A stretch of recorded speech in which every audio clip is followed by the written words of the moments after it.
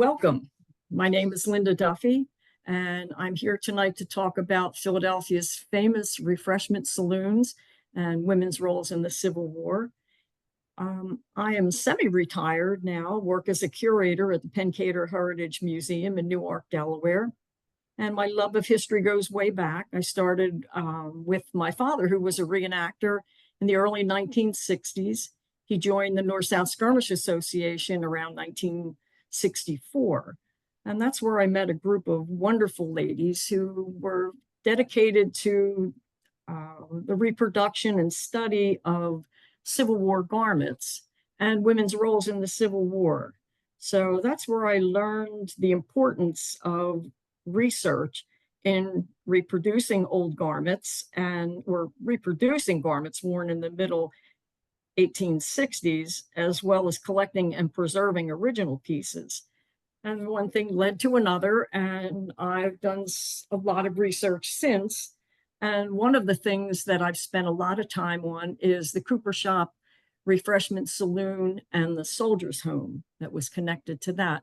But both saloons did equal work when it came to feeding and caring for the soldiers. So we'll just get started here. So a little word from our sponsors, the North-South Skirmish Association, a little easier to remember, N-SSA, and that's how you'll find it if you look up the North-South Skirmish Association. It was formed in the in 1950, excuse me, to commemorate the heroism on both sides who fought in the American Civil War. It still to this day promotes safe and competitive shooting of Civil War firearms and artillery, promotes competitive reproduction of civilian costumes and military costumes, and national events are held twice yearly, with regional events held throughout the year. This is a photograph of the live fire competition. Again, it's all safe, everything's timed under the careful eye of people that are watching to make sure it's all safe. This is live fire artillery, and you really should see that once in your lifetime to get an idea of what it sounds like to hear a real cannonball come out of a cannon from the period. It's bone-shattering, to say the least. And this is where I sort of got started in the beginning. I ended up actually shooting on one of those teams when the ladies were welcomed into the organization. But my heart will always be with the civilian costume competition. And again, they're all researched heavily down to the fabric, the underwear. It's been an amazing ride for most of us ladies who are not spring chickens anymore. And also the same thing happens with the men's military uniforms. When you're shooting, you have to wear ear protection and eye protection, but there's always those individuals that like to reproduce the men's garb down to stitching, just like the ladies. The two skirmishes that are held, skirmish is a little bit confusing because it's not a battle reenactment, but again, this formed in 1950. And so that name has been with us forever. And the two national skirmishes are in May and October, and the Civilian History Fair is happening this year, where we'll showcase civilian roles in the Civil War. And it's at Fort Shenandoah, just west of Winchester. Very easy to find with today's GPS. And you can find that address on the N-SSA website. So the 150th skirmish is coming up. And again, there's the website, that's a direct link. And we're starting that celebration early with lectures on civilian lives and roles in the Civil War. Third Thursday lecture series will run from May to September. And if we do it live, that'll be at 7:30 Eastern time. If we go down, we're now in July's lecture. You can go to the NSS website, scroll down to the 150th civilian events and look for the Zoom link. The YouTube it will go up on YouTube. And so it's probably best to wait till they're posted on YouTube, and you can just go to YouTube and search Third Thursday NSSA. So here we go. Here's Philadelphia's famous refreshment saloons, which operated from 1861 to 1865, where the kindness and dedication of civilians aided weary soldiers on the march. Hungry soldiers. And of course, we have to start with Miss Melanie, when she learned that her husband was still alive from this gentleman that happened by, and she shared her meal with from Cobb's Legion. So during the Civil War, civilians on both sides were offered sustenance and comfort by their own soldiers.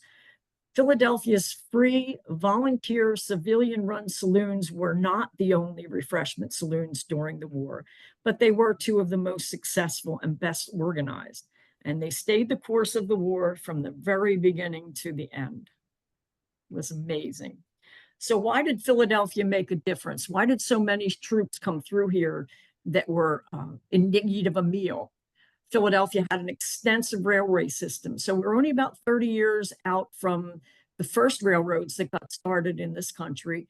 And Philadelphia was sort of ahead of the game. So they proved invaluable for troop transportation. And that's why the soldiers ended up right at the waterfront of the Delaware River. And the city is located between the Delaware and Schuylkill rivers.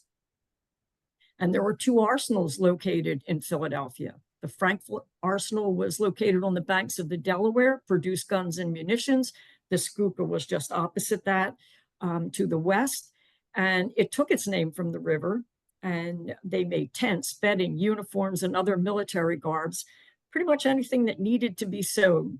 And that's why together they hired thousands of civilians and kept a lot of women in food and a way to care for their families when their soldiers were away or their soldiers never came back. And early in the spring of 1861, hundreds of troops began arriving at the Philadelphia dockside community of Southwark. And this was before that first call for volunteers. One day you wake up and there's just soldiers there at the door. They filtered down from the New England states, came across New Jersey, and most of them headed south to the seat of war. And that's why they came to New Jersey to meet up with the Philadelphia Railroad system. So this tiny little picture is an engraving from Harper's Weekly, July 13th, 1861, just a few months after the war got started and a few months after the refreshment saloons were in operation. You can see the river under the moon there. That's New Jersey on the other side. The Navy Yard, which has been in operation for a very long time before the war. And the soldiers are actually on Washington Avenue, which led from the river to the other river. And this picture is about as good as it gets. And it's part of a large lithograph. And I would encourage you to go out there and look at the images that are available for the refreshment saloons. But at first, we'll talk about that little cannon because it's always, it's just so cute. Relic of the past war, the small cannon was nicknamed Fort Brown after the grocer Brasilia Brown, who was one of the first people to supply coffee to the troops. They put the cannon in that little box that you see the arrow pointing to under a flagpole, and it was beautifully painted, and the doors opened in the front. You can almost see where that would happen, and it said Fort Brown on it. And they would bring that cannon out, roll it up, and they would signal the troops that the troops were coming because they would get word from the railroad station in Perth Amboy when the troops were boarding the trains to come to Camden, New Jersey, right across from Philadelphia, where they would ferry them over to the wharf. Washington Street went, if you just followed those soldiers all the way up about an 8-10 block walk up, you would come to the depot of the Philadelphia, Wilmington, Baltimore Railroad. And that's where they were headed. There was a tiny little train spur there, but most of them had to march. So In the beginning, women were opening their homes and just giving them anything they could find that they could spare. And of course, my love for civilian and clothing, if you look at the picture near the bottom, you'll see all those civilians there waving flags, cheering them on. Young ladies came out, um, little children, and this lithographer got it right. The ladies don't often get portrayed in the clothing they actually wore, and they're beautiful.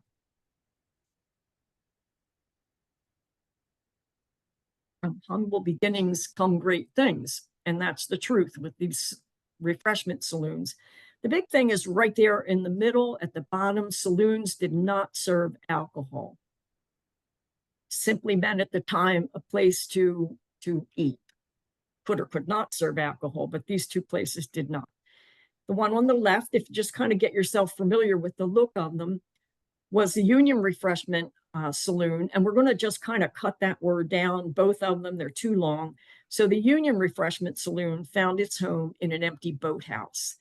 The Philadelphia, Wilmington, Baltimore Railroad owned the property and the building, and they turned it over for the use of that group of civilians.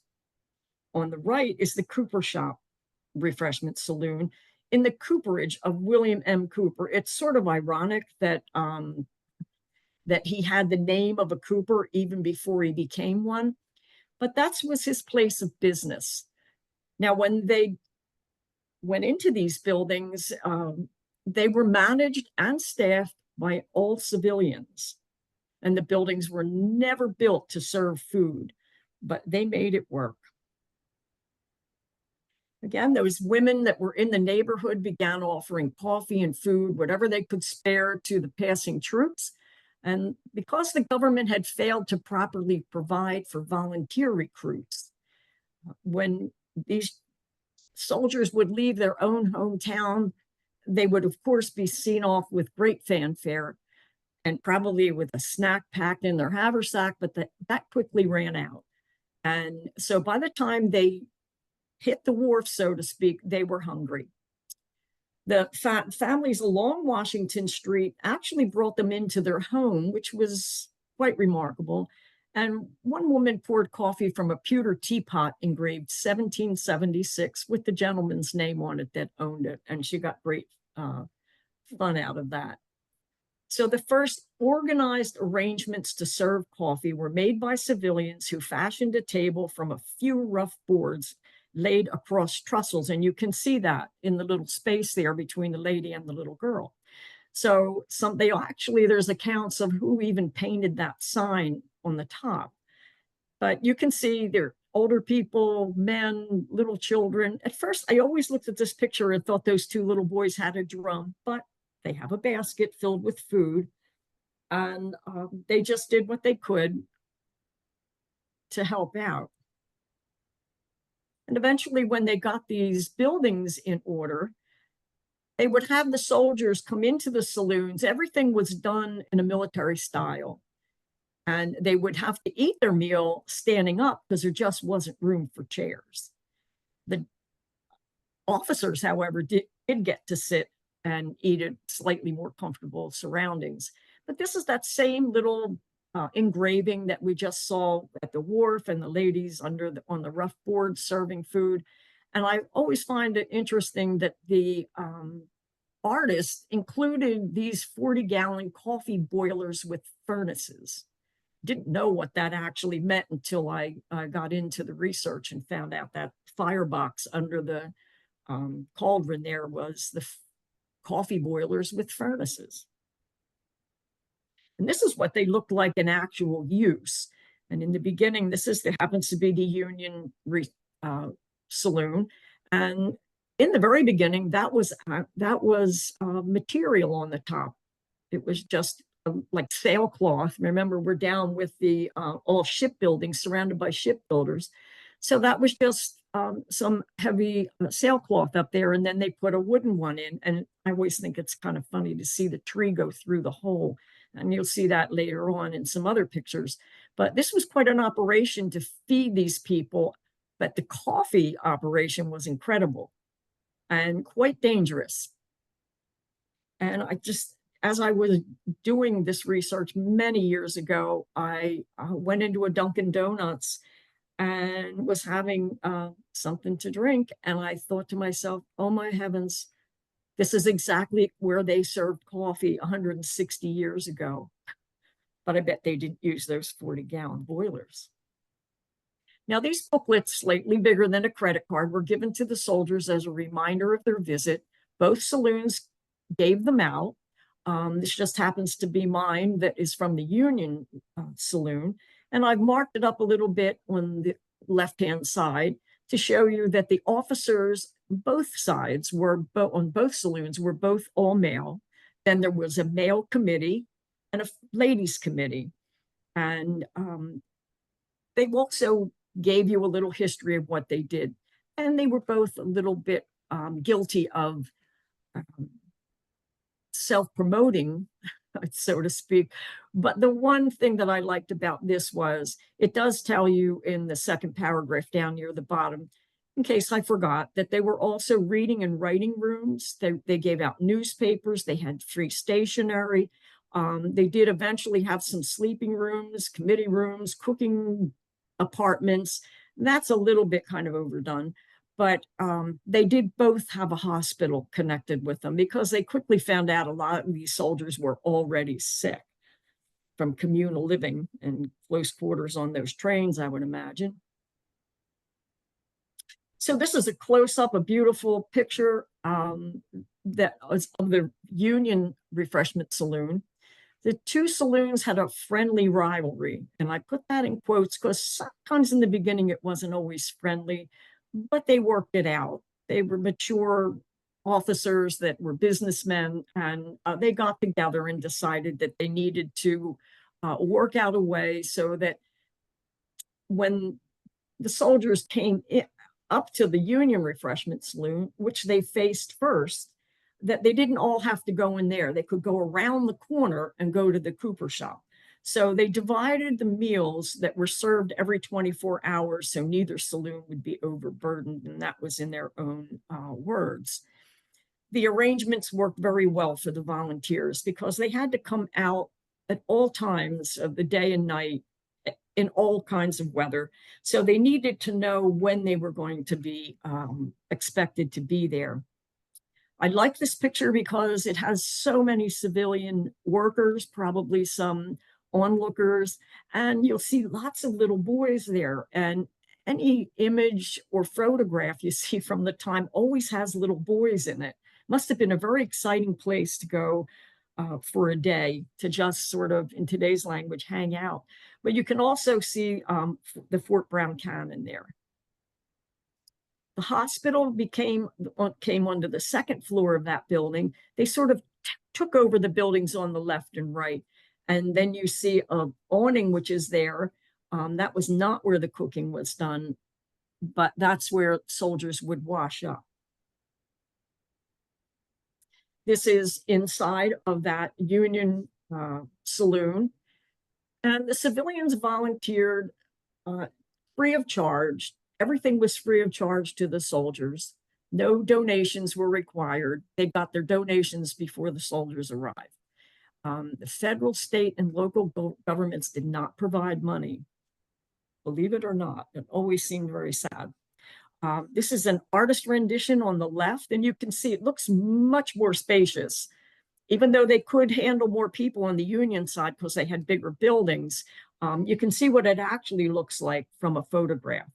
But you get a really good idea of the structure, the architecture in these buildings. Both buildings had gas lights put in, always patriotic, lots of decorations, war trophies, officers' pictures, Abraham Lincoln, George Washington, very, very patriotic. And you can see the ladies there that are serving the meals.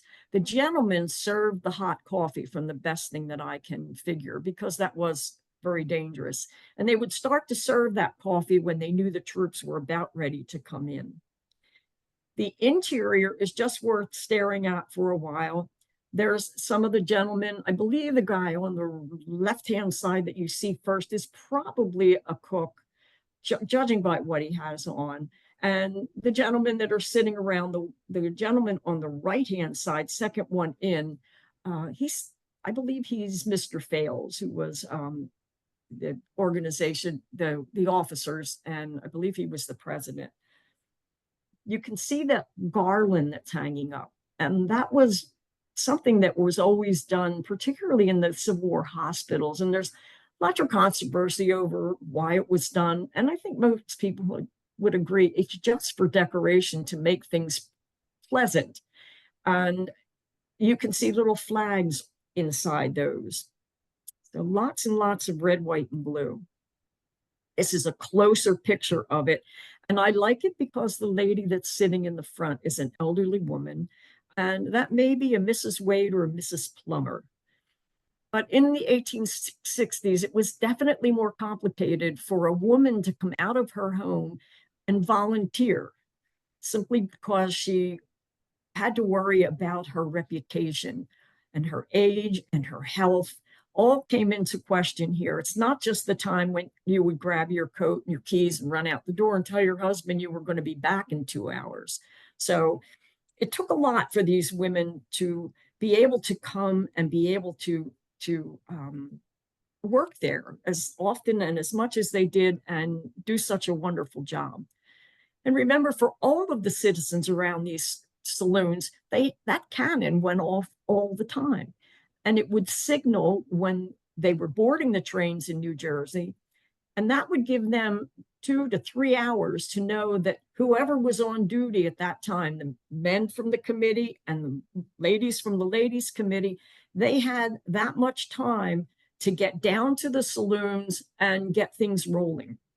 And then when they were just about to leave Camden on the ferries to come across, they knew that would fire again, and they would know there was about 45 minutes left. But if you look at the interior there, if you look at the top, it's backwards, but you can tell that spells the word welcome. And that has the little flags and it has the garland, and it's right there with the gaslight. So it must have been impressive. Now, this is my favorite saloon. I shouldn't say that, but I've spent an awful lot of time on it. And what happened after the war with the Cooper Shop organization. I have to start out by saying I don't know why the artist made these buildings pink, but it may have had something to do with the sun, but it is pretty. You can see starting from the left, the Philadelphia, Wilmington, Baltimore Railroad little spur that was there. But again, most of the troops didn't get to be on that if they came through in large numbers. But you can see how they would line up, and they never went into the saloon under arms. They would stack them out front. They would take off bulky equipment, their knapsacks, haversacks, all that would get left outside with a guard. And there's stories of the little boys and little children that would stand there and guard them for them, even though there was a soldier there to do that. And you can see the civilians there. Ladies would come down. It was perfectly acceptable to come down and sort of watch these soldiers and cheer them on. But you see the men on the left side of the saloon building going, before they went in, they washed up at wash basins and they had towels on a roller, similar to the ones that were in gas stations in the 1950s and early 60s, where you just pulled down a towel and it became a fresh towel, and it went around in a roller and somebody would come and clean them. So I hate to tell you, I'm old enough to remember that. But Cooper's shop was where he made barrels or shooks for the West Indies sugar trade. And being right there on the river, that was an important commodity at the time. So he started out by just giving the ladies the front of the building because there was a fireplace in it that he needed for that barrel making. But eventually they sort of pushed him all the way to the back, and he had to move his equipment out, which he did willingly, and just to make it larger and larger and larger. Their hospital was on the second floor where you see that open window. And that stack that you see actually has little barrels on it that could be seen in all directions. The church that was up there moved out. They found other accommodations, and that's where they enlarged their hospital. On a little bit of a sad note, Mr. Cooper's business never recovered. He put all of his efforts and lots of his money into and lost money from his business. So he was kind of in bad shape after the war. Mrs. Cooper and he also lost their young daughter to meningitis. She was only 13, almost certainly that from a soldier that was passing through. This is a very grainy picture of the inside, but you can see this online in the larger picture. And it's one of those funny little things in the front where they had a photograph of the gentleman's head and the artist put a body and a suit on it. And you see the tables that go all the way back. If you look all the way to the back of the room, you can see some barrels there. He left some things back there to keep men busy if there weren't soldiers coming through. And the officers are sitting down at that table. Cooper shop, from what I can understand, always did have linen or white material on the tables. The Union shop had what would look like to us like oilcloth almost, which was probably a little better because you could wipe it off. Here, they had to pay somebody probably to do the laundry. And it's taken me a very long time to convince people, over 30 years, that the lady that's seen among the gentleman's head there, all the way over, was not Anna Cooper, the famous nurse from the Cooper Shops hospital. Mr. Cooper is from the right. 1, 2, 3, 4, 5. He's 6 with a beard right in front, 6 from the right. And that's Mr. Cooper, and the lady is Mrs. Cooper. You can see the women walking around with the trays. Their little preparation area is behind where the officers are seated, and they would serve the hot meats and slices and ham, and we'll get to what they actually served, and other warm foods. And they did try to always give them a hot meal and coordinated that with what time it was. If they were there early in the morning, they gave them breakfast. They gave them hot foods for lunch and dinner and any time in between.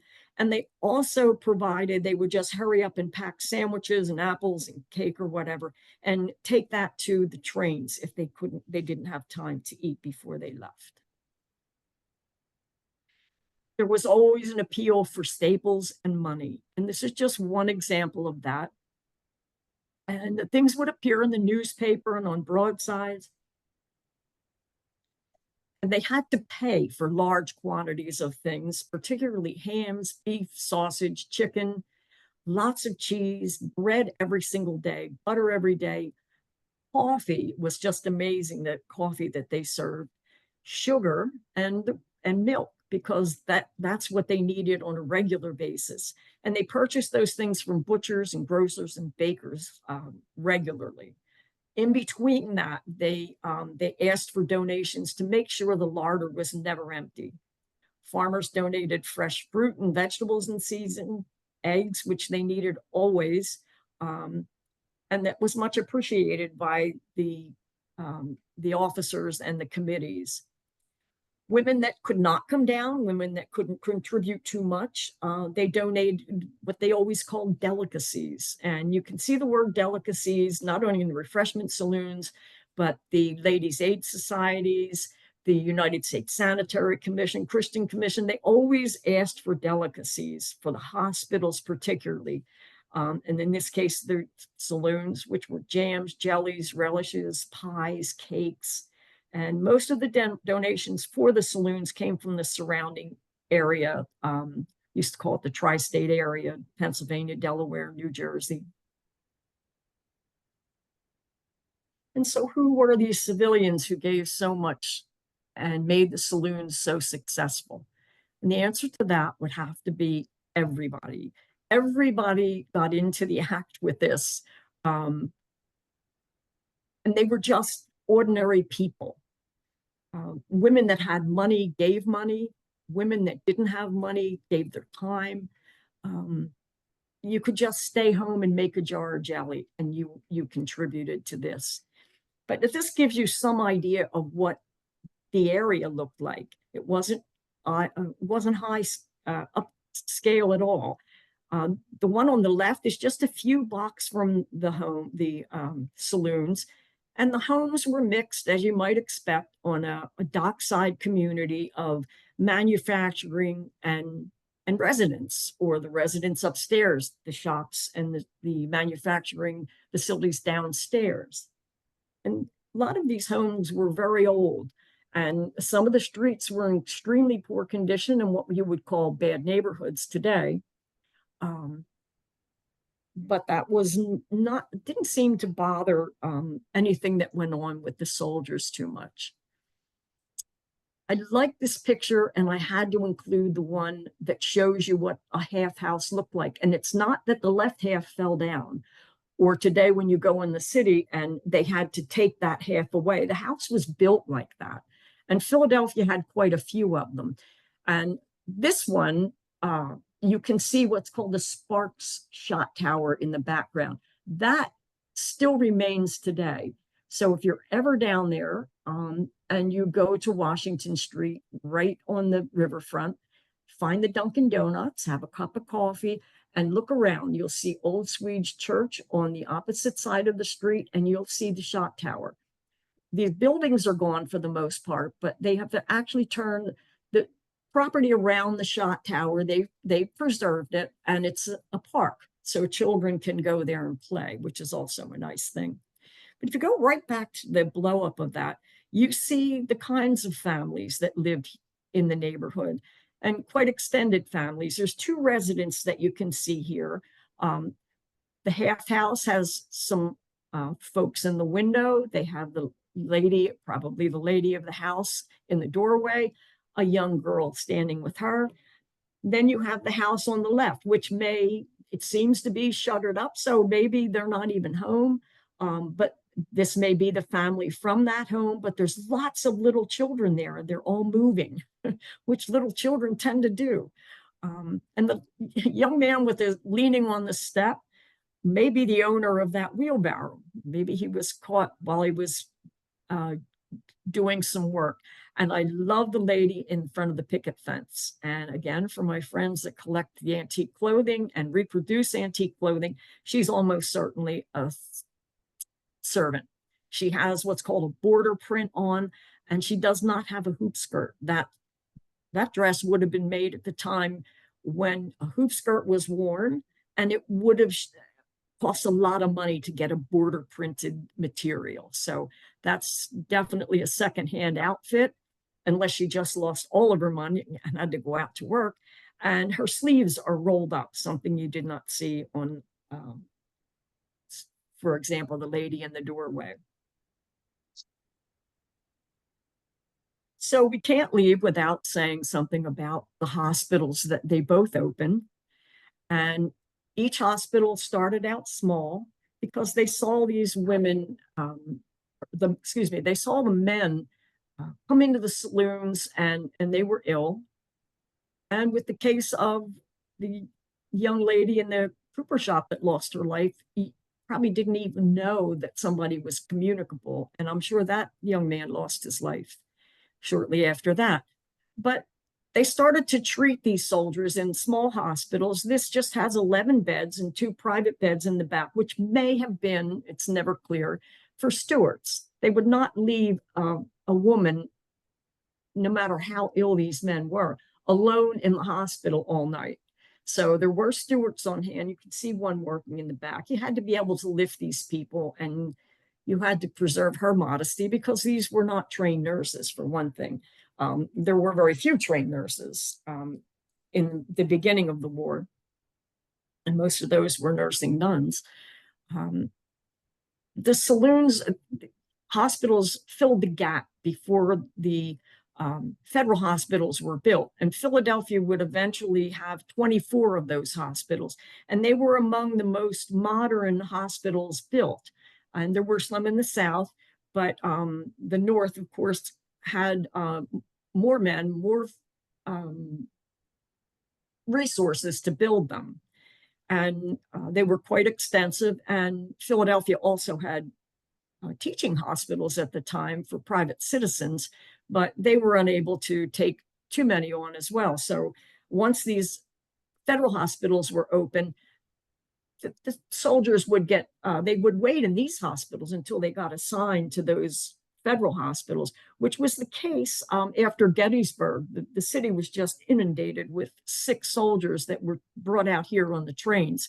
So many of them found comfort in these hospitals, which by that time, by 1863, they were enlarged.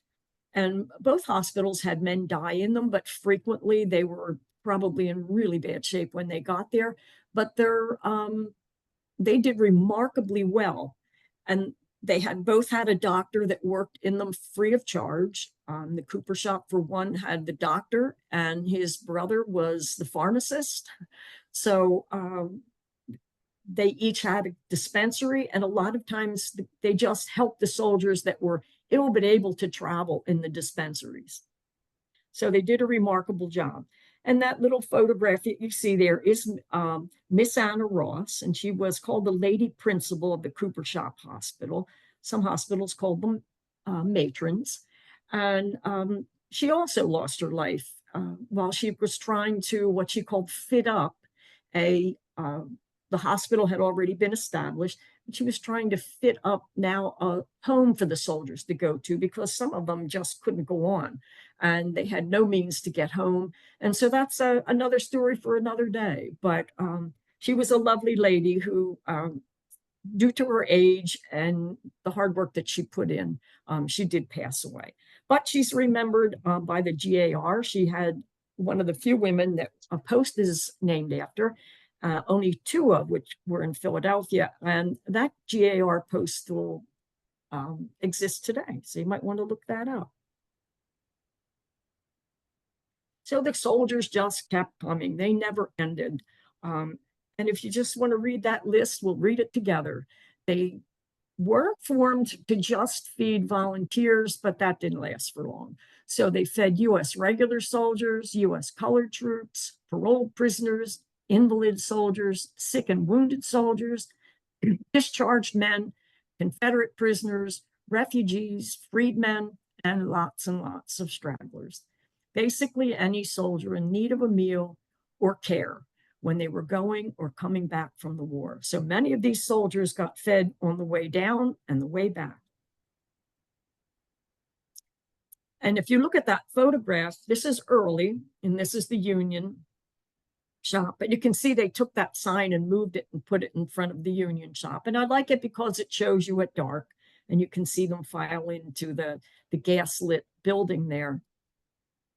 So the records are incomplete, at times confusing, and however, it is generally believed that the saloons provided over 1 million meals in 4 years at a cost of between 9 and 12 cents a meal. So the good work of the Cooper and Union Refreshment Saloons officially ended on August the 28th, 1865. And after 4 long years, they turned off the coffee boilers and closed the doors. And written by James Moore, who wrote the history of the Cooper Shop Refreshment Saloon, wrote, their labors were Herculean, efforts untiring, their self-denial great, and their success complete. And I don't think you could say it better any other way. It was an amazing accomplishment by people who were mostly forgotten. Most of their names were never recorded anywhere. But I'm sure they were remembered in their lifetimes by the men that they helped. Thank you very much. Now a word from our sponsors.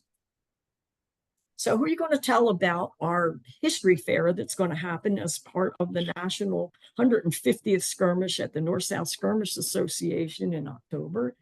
We're going to record the lectures, and they'll post on YouTube as soon as possible. And it's easy. You'll just give it a few days and search Third Thursday N-SSA. Questions, post them on YouTube by searching Third Thursday N-SSA.